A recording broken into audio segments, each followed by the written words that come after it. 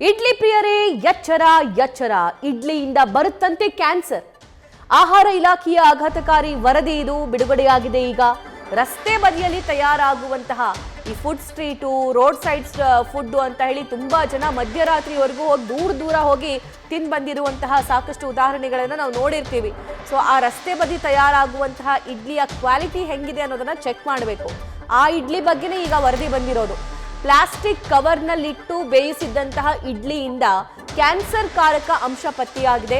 ಬೆಂಗಳೂರು ಜನರನ್ನ ಆತಂಕಕ್ಕೀಡು ಮಾಡಿದೆ ಈ ಇಡ್ಲಿಯ ವರದಿ.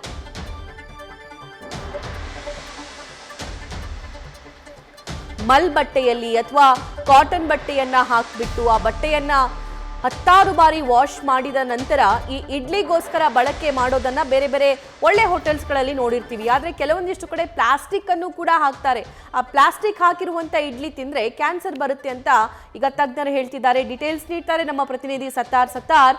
ಗೋಬಿ ಮಂಚೂರಿ ಆಯಿತು, ಈ ಫ್ರೈಸ್ ಆಯಿತು, ಕಾಟನ್ ಕ್ಯಾಂಡಿ ಆಯಿತು, ಈಗ ಇಡ್ಲಿಯಿಂದ ಕ್ಯಾನ್ಸರ್ ಬರುತ್ತೆ ಅಂತಂದ್ರೆ ಜನ ಏನ್ ತಿನ್ಬೇಕು ಏನ್ ಬಿಡಬೇಕು ಅನ್ನೋ ಟೆನ್ಷನ್ಗೊಳಗಾಗ್ತಾರೆ. ಡೀಟೇಲ್ಸ್ ನೀಡ್ತಾ ಹೋಗೋದಾದ್ರೆ ಇಡ್ಲಿಯಿಂದ ಯಾವುದೇ ರೀತಿ ತೊಂದರೆ ಆಗಲ್ಲ. ಇಡ್ಲಿ ಮಾಡುವ ವಿಧಾನ ಇದೆಯಲ್ಲ, ಅದು ಇದೀಗ ಜನರ ಆರೋಗ್ಯದ ಮೇಲೆ ದುಷ್ಪರಿಣಾಮ ಬೀರ್ತಾ ಇರುವಂಥದ್ದು. ಸಾಮಾನ್ಯವಾಗಿ ಹತ್ತಿ ಬಟ್ಟೆ ಬಳಕೆ ಮಾಡಿ ಇಡ್ಲಿಯನ್ನು ಮಾಡಿದರೆ ಅದನ್ನು ತಿಂದಂತಹ ಸಂದರ್ಭದಲ್ಲಿ ಯಾವುದೇ ರೀತಿ ಅಡ್ಡ ಪರಿಣಾಮ ಆಗಲ್ಲ. ಬಟ್ ಹತ್ತಿ ಬದಲು ಪ್ಲಾಸ್ಟಿಕ್ ಅನ್ನು ಏನಾದರೂ ಬಳಕೆ ಮಾಡಿದರೆ, ಪ್ಲಾಸ್ಟಿಕ್ ಹೀಟ್ ಆದಂತಹ ಸಂದರ್ಭದಲ್ಲಿ ಕ್ಯಾನ್ಸರ್ನಂತಹ ಹಾನಿಕಾರಕ ಅಂಶವನ್ನು ಹೊರಸೂಸುತ್ತೆ. ಅಂದರೆ ಶಾಖಕ್ಕೆ ಅದು ಯಾವಾಗ ಪ್ಲಾಸ್ಟಿಕ್ ಇದು ಕವರನ್ನು ಯೂಸ್ ಮಾಡಿ ಇಡ್ಲಿಯನ್ನು ತಯಾರು ಮಾಡ್ತಾರೋ ಅದು ಹೀಟ್ ಆದಂತಹ ಸಂದರ್ಭದಲ್ಲಿ ಹಾನಿಕಾರಕ ಅಂಶ ಹೊರಬರುತ್ತೆ. ಅಂತಹ ಇಡ್ಲಿಯನ್ನು ತಿಂದಂತಹ ಸಂದರ್ಭದಲ್ಲಿ ಅದು ಮಾನವನ ಆರೋಗ್ಯದ ಮೇಲೆ ದುಷ್ಪರಿಣಾಮ ಬೀರುತ್ತದೆ. ಬಟ್ ಇಡ್ಲಿಯಿಂದ ಯಾವುದೇ ತೊಂದರೆ ಆಗಲಿ, ಇಡ್ಲಿಯನ್ನು ಈ ರೀತಿ ಮಾಡುವುದರಿಂದ, ಕೆಲವರು ಮಾರಾಟಗಾರರು ಈ ರೀತಿ ಮಾಡೋದರಿಂದ ಇದೀಗ ಜನಸಾಮಾನ್ಯರು ಕೂಡ ಆತಂಕಕ್ಕೆ ಕಾರಣ ಆಗಿರುವಂಥದ್ದು. ಈ ಬಗ್ಗೆ ಆಹಾರ ಸುರಕ್ಷತೆ ಮತ್ತು ಗುಣಮಟ್ಟ ಇಲಾಖೆಗೆ ಒಂದು ದೂರು ಬಂದಿರುತ್ತೆ. ಈ ರೀತಿಯಲ್ಲಿ ಇಡ್ಲಿಯನ್ನು ಪ್ಲಾಸ್ಟಿಕ್ ಇದು ಹತ್ತಿಯ ಬದಲು ಪ್ಲಾಸ್ಟಿಕ್ ಕವರ್ ಯೂಸ್ ಮಾಡ್ತಾ ಇರೋದು ಒಂದು ದೂರು ಬಂದಿರುತ್ತೆ. ಇದೇ ಕಾರಣಕ್ಕೆ ನಗರದ ಸರಿಸುಮಾರು 500 ಕಡೆಗಳ ಸ್ಯಾಂಪಲ್ ಅನ್ನು ಕಲೆಕ್ಟ್ ಮಾಡಿ ಅದನ್ನು ರಿಪೋರ್ಟ್ ಅಂದ್ರೆ ಅದರ ರಿಪೋರ್ಟ್ ಅನ್ನು ತರಿಸಿಕೊಳ್ಳುತ್ತೆ.